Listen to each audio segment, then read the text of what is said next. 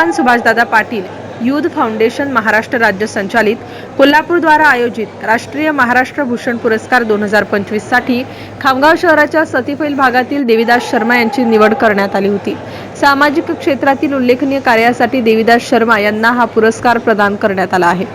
पैलवान सुभाषदादा Patil youth foundation Kolhapur द्वारे आयोजित सामाजिक उपक्रमाचा भाग म्हणून विविध क्षेत्रातील उल्लेखनीय कामगिरी करणाऱ्या कर्तृत्ववान व्यक्तींचा सत्कार करण्यासाठी राष्ट्रीय महाराष्ट्र भूषण पुरस्काराचे आयोजन करण्यात येते।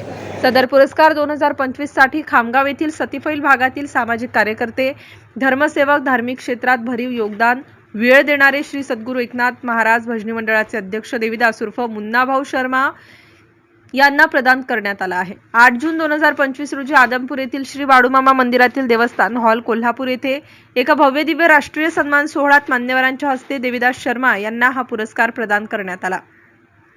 हा पुरस्कार केवळ एक वैयक्तिक गौरव नव्हे तर खामगाव तालुक्यासह संपूर्ण बुलढाणा जिल्ह्यासाठी व विशेष सतीफैल भागासाठी अपमानास्पद असल्याच्या प्रतिक्रिया शर्मा यांच्या चाहत्यांनी या प्रसंगी बोलताना दिल्या।